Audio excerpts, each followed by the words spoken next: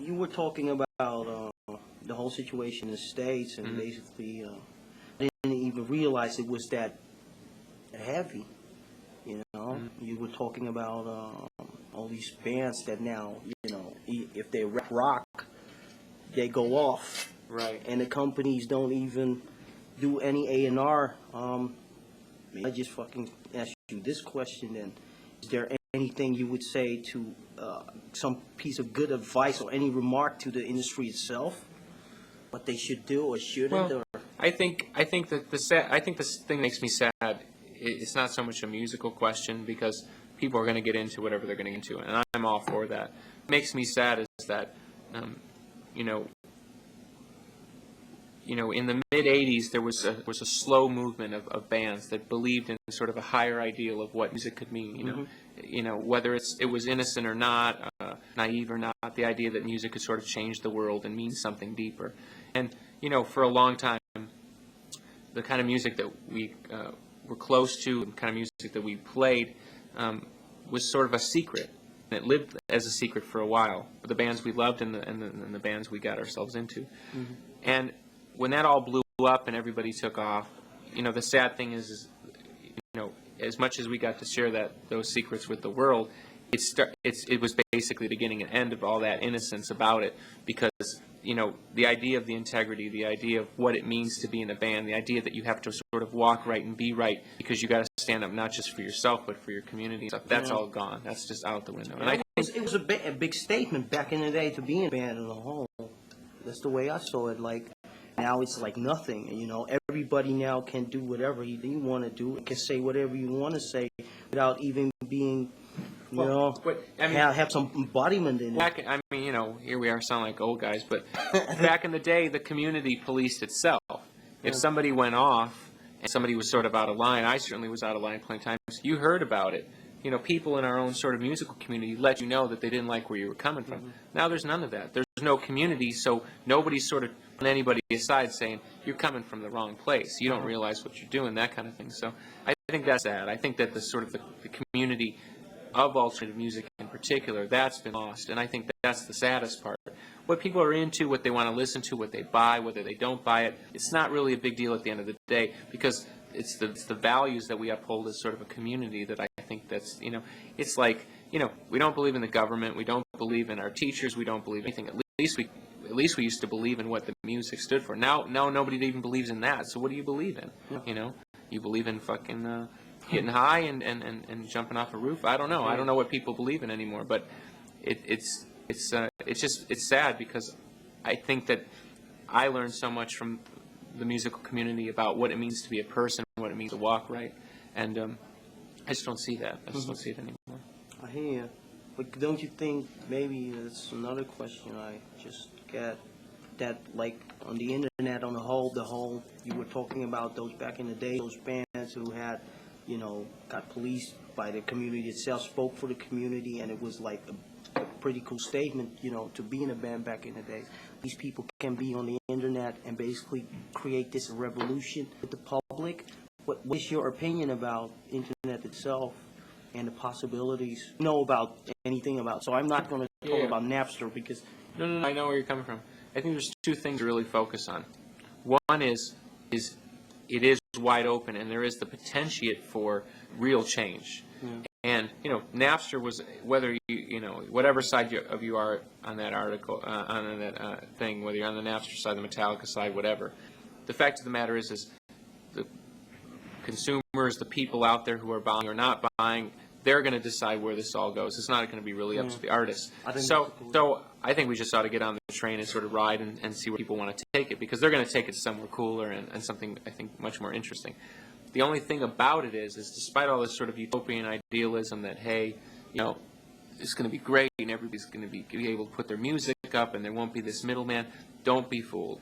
Don't be fooled. All the major companies are sort of circling their wagons and they're gearing up. And the moment that shit looks free and the techno kids are in control, it won't be. The people will swoop in, they'll buy everything up, and they'll go right back to controlling it. So, Pete Townsend had it right when he said, meet the new boss, same as the old boss. Don't be fooled. Always keep your eye on the prize of what it means to be free, to express, but don't be fooled into thinking that this community, this internet ideal is going to exist outside the world of the mainstream, the media, the money interest, because the money interest in the media are But going to there's control one thing, this. they don't even know shit from no when it comes to all these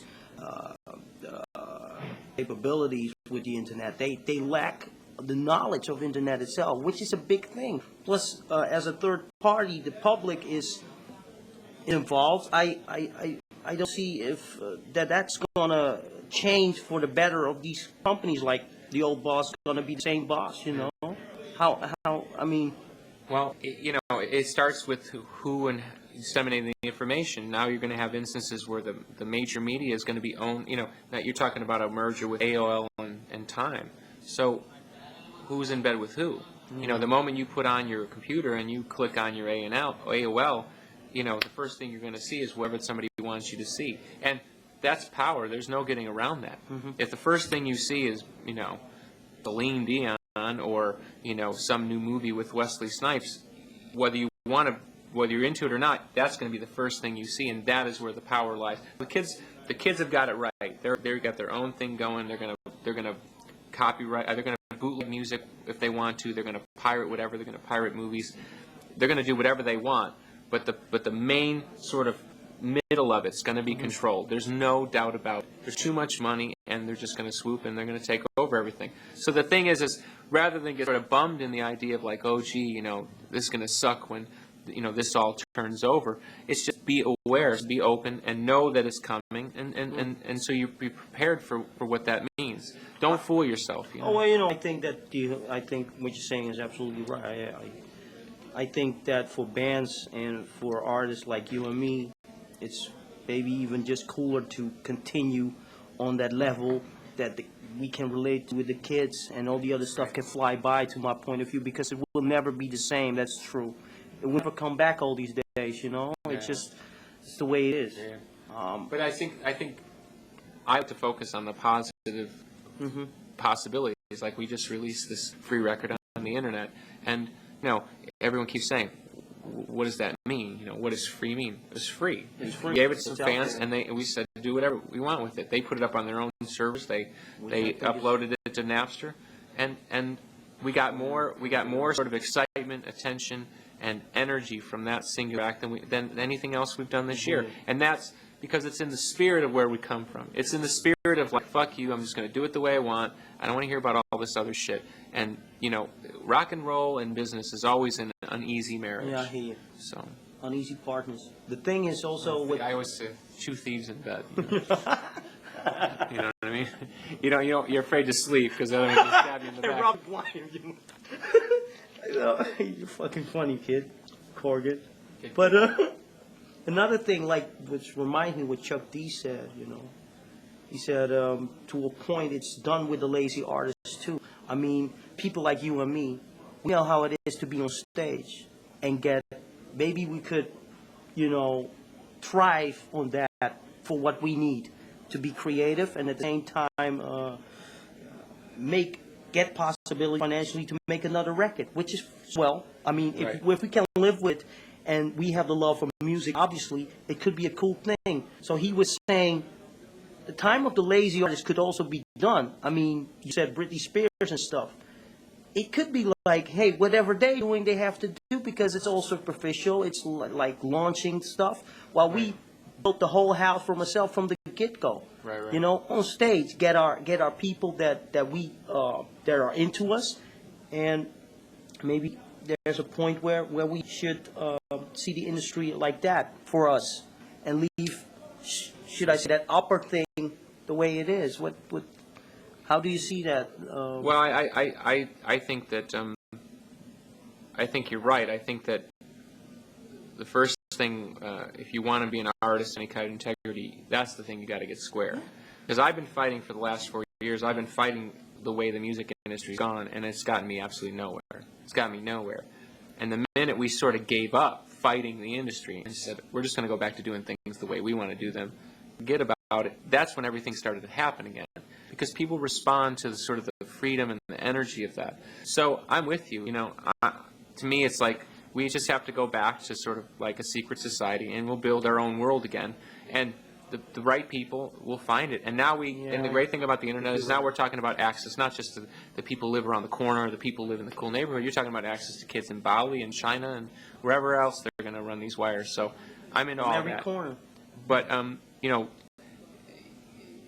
there was that one moment in time where it seemed like it was going to turn, and maybe it was a dream, but it just didn't happen. So, you know, it's like a war. You know, you just go back to, you know, you go back down on the ground, you get everybody lined up, and we'll march again.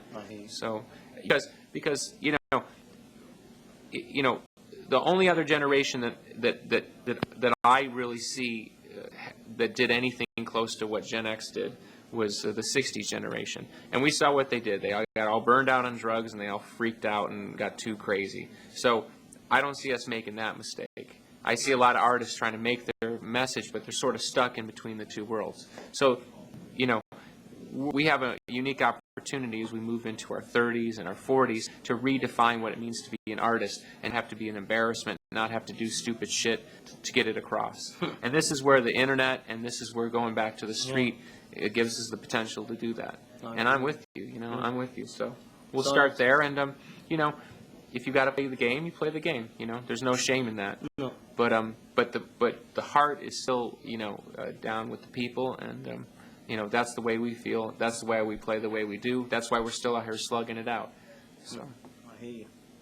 It's basically, I have no question. Maybe one simple question. Even after responding, because it's all about you and the band. Do you have any regrets, like from back in the past, or you were saying things like, and I know you fought this whole industry. Is there anything you would say to yourself, well, maybe I should have done this, or shouldn't have said something else, or what? You don't have to. Yeah, no, it's cool. It's tough because, you know, even when you stumble, even when you fall, you learn something sort of as you go, as you fall down, you know? So I've learned so much from falling down, just as much as I've learned from sitting on top of a mountain and everybody would tell you how smart you are. So it's hard to say. I mean, I'd say probably the only true regret that I have as a member of the Pumpkins is the fact that we couldn't sort of stay intact as unit for, you know, all these, you know, 12, 13 years, that the four of us couldn't have hung tough all the way through it, that life and other pressures sort of got the best of us at different times. Each one of us has had our sort of turn at madness, and so I'd say that's my only regret. But and when I say that, people sort of perceive it one way to mean that you know, the possibilities of what could have happened if we had sort of managed to always stay together. But for me, it's more of a personal issue in the sense that I wish we could have made this ride all the way, you know. And that's sort of my only regret, is that, you know, we could have held it together. But you know, anybody who's tried it knows it's impossible. I mean, it's an impossible task, especially if you're trying to do anything real, especially if you're trying to, like, really represent where you come from. Well, sometimes the storm at sea is really rough, and some people might fall off, and nobody can help that. Well, Captain of the ship's still here. I hear you.